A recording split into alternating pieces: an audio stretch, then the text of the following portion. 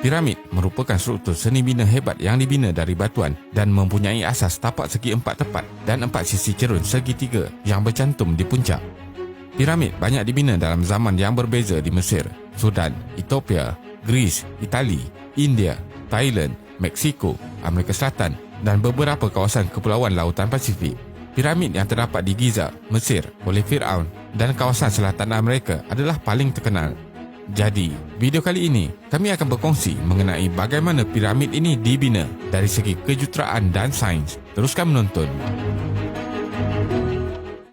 Firaun-Firaun di Mesir dahulunya percaya mereka akan menjadi Tuhan selepas mati.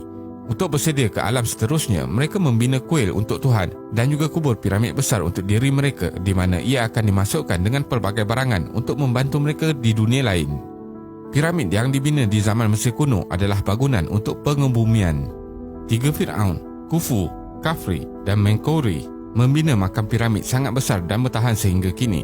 Selama lebih 4,000 tahun, piramid di Giza terus memukau pandangan pelancong dan pada masa yang sama, masih banyak memberi misteri yang belum terungkai. Binaan piramid adalah sangat mengagumkan walaupun dibina pada zaman purba dan amat sukar untuk dibayangkan berusia lebih daripada 4,000 tahun dahulu. Giza mempunyai 3 piramid terbesar iaitu Khufu 146 meter yang juga dikenali sebagai The Great Pyramid, Khafre 143 meter dan Menkaure 64 meter. Semuanya adalah lambang kemegahan dari projek kejuruteraan yang hebat dan berani dalam sejarah dunia. Garisan masa tahun dan dinasti Firaun.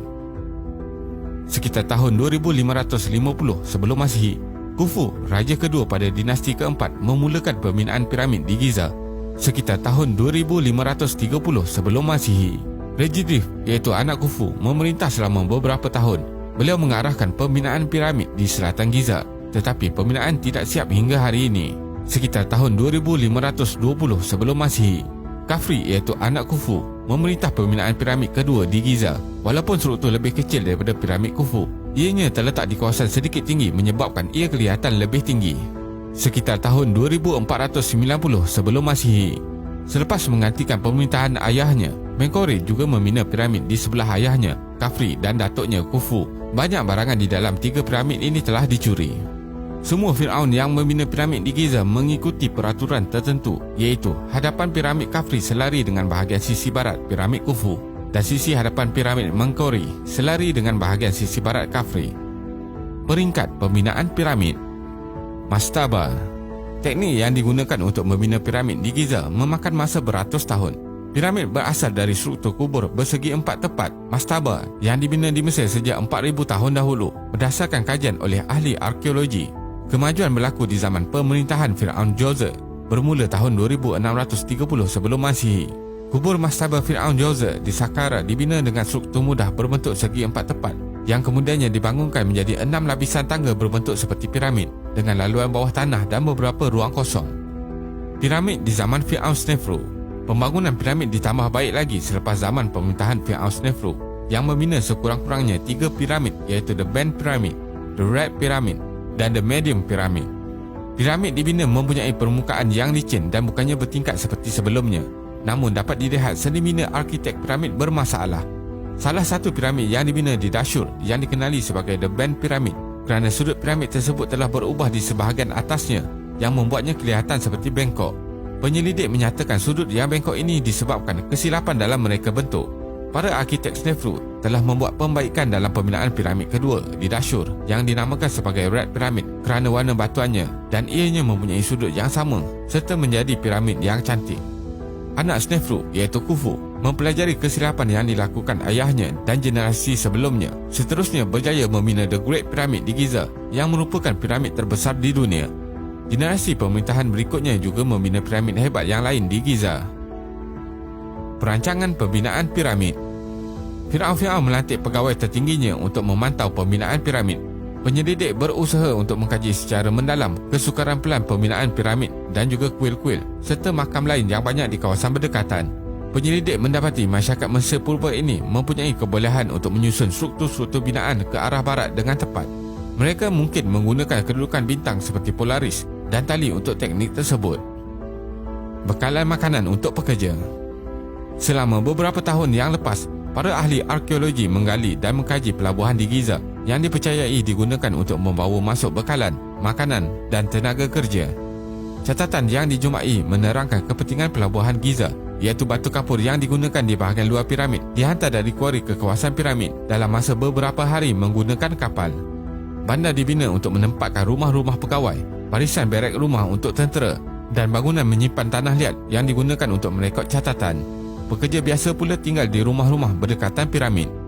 Dianggarkan oleh ahli arkeologi bahawa jumlah tenaga kerja di Giza adalah sekitar 10,000 orang untuk ketiga-tiga piramid ini. Pekerja semuanya diberi makan yang cukup.